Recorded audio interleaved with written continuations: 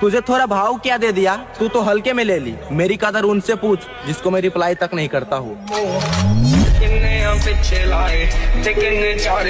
না ভাই সবকিছু ঠিক আছে, কিন্তু তুই আমাকে একটা কথা বল, তোর যখন ম্যানুফ্যাকচারিং প্রসেস হচ্ছিল তখন কি ভুল করে স্পামের জায়গায় কোলা ব্যাংক ঢুকে গেছিল? যে কোথায় কোথায় এরকম লাফাস?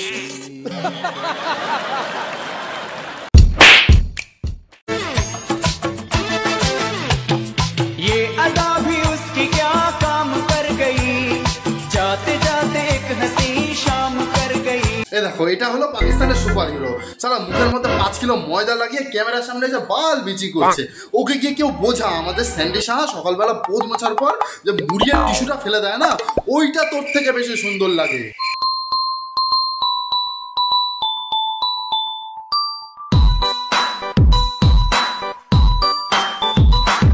এভাবে থোড়েই তুমি ডান্স বাংলা ডান্সে গিয়ে ওমেন্স অলিম্পিক জিততে পারবে। এভাবে হবে না। প্রথমে তুমি একটা কাজ করো, নিজের নুটাকে কেটে কোনো নুনিশো মানুষকে দান করে দাও। তারপরে দেখো মিঠুন চক্রবর্তী এসে তোমাকে বাড়ির থেকে তুলে নিয়ে যাবে, নিয়ে গিয়ে ডান্স বাংলা ডান্সের স্টেজের নিচে ঢোকাবে, ঢুকে একটা চোখ সালাম দেবে। তারপরে গিয়ে তুমি ওমেন্স অলিম্পিক জিততে পারবে।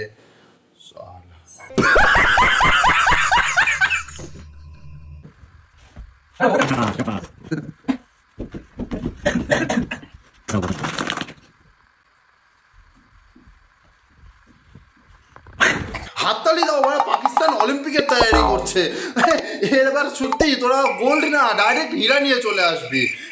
এরা আবার নাকি কাশ্মীর চায়। আয় আমার বাড়িতে একদিন সকালবেলা মাটির ভারে হেগে দেবো, 1 সপ্তাহ ধরে ডিপ ফ্রিজে রেখে মিষ্টি দই বলে খাস। কেমন দিলাম? মাত্র 1 মিনিটে এই বাহুবলী ফুচকা খেতে পারলে তুমি জিততে পারবে 500 টাকা। এই চ্যালেঞ্জটা দিচ্ছে এই 3 জন গ্র্যাজুয়েট বন্ধু, যাদের ফুচকা স্টলের নাম গ্র্যাজুয়েট পানিপুরিওয়ালা। আর এইটা আবার একটা নতুন ট্রেন্ড হয়েছে।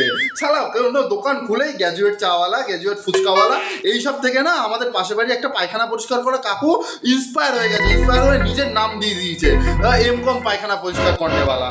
সালা আবার ট্যাগ লাইনও দিয়েছে যে ঝরে ঝরে পড়া পায়খানা পকেট দিয়ে পরিষ্কার করে দেবো।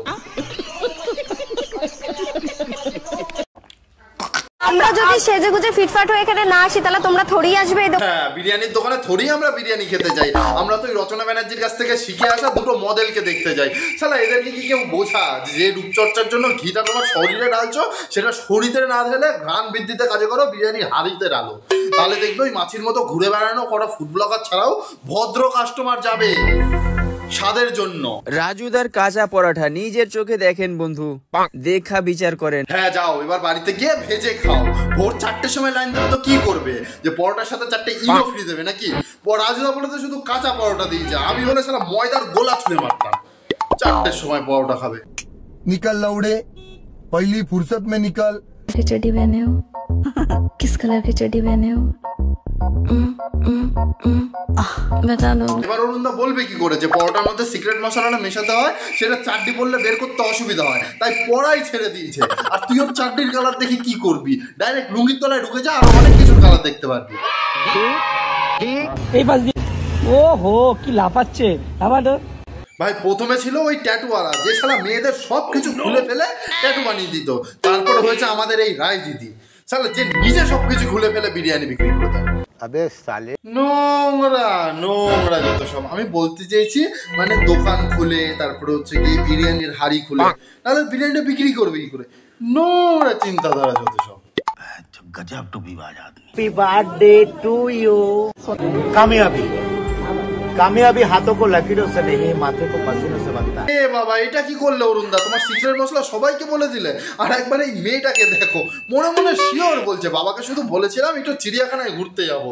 চলো, বাবা আমার জন্মদিনটাকে চিড়িয়াখানা বানিয়ে দিয়েছে। পাল্লুক মাল্লুক সব এদিক ওদিক ঘুরে বেড়াচ্ছে। 2025 বলিউডে এই দেখো আজকে দুটো ভাটবাজ এক জায়গায় হয়েছে। একটা তো মানে ভাট বকে বকে গ্রাজুয়েশন পাস করে ফেললো, সরি মানে চায়ের দোকান খুলে ফেললো স্টেশনে। আর একটা তো প্রথম পেশায় ভাট বকা, দ্বিতীয় পেশা একটা খুলে রেখেছে, মাঝে সাঝে পরোটা বিক্রি করে। मस्त जोक मारा रे, ये हंस रहे हलकट हंस। को पसीनों से बनता है।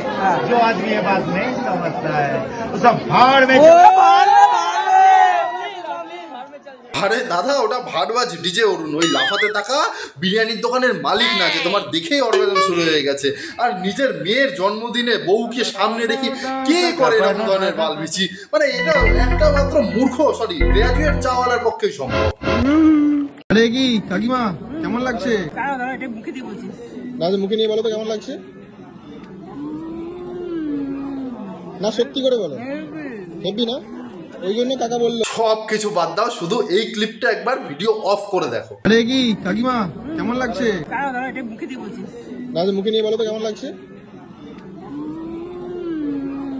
না সত্যি করে বলো। হেবি না।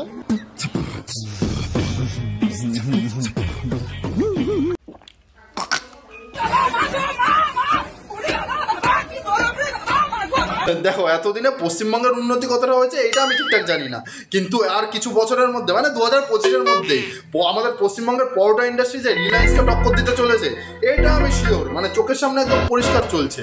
মানে নিফটি 50-তে পরোটা ইন্ডাস্ট্রি গেল বলে আইপিও বের করবে কিছুদিন পর। সঠিক বলেছেন। তো ব্যাস আজকের জন্য এইটুকুই। তো ভিডিওটা যদি ভালো লাগে তোমাদের তোমরা যা ইচ্ছা করতে পারো, মানে like share subscribe anything you can do it. So একটা কথা যেটা বলার ছিল, হ্যাপি নিউ ইয়ার প্রথমত, আর দ্বিতীয়ত হচ্ছে গিয়ে 2024-কে আমরা বিদায় জানিয়ে দিলাম, কিন্তু আমরা তিলোত্তমাকে বিচার এনে দিতে পারলাম না। তো আমি আমার মাধ্যমে যতটা পারছি চেষ্টা করছি এই মানে বার্তাটাকে বাঁচিয়ে রাখার। তোমরাও চেষ্টা করো প্লিজ, এই ব্যাপারটা নিয়ে চুপ থেকো না। আবার শুরু করি আমরা মানে তিলোত্তমার বিচারটা নিয়ে কোনো তো একটা সুরাহ বের করি। আসো সবাই মিলে একসাথে যোগদান করি। প্রশ্ন কোথায় প্লিজ, হ্যাশট্যাগ প্রশ্ন কোথায়, বিচার কোথায় প্লিজ চালু করি আবার।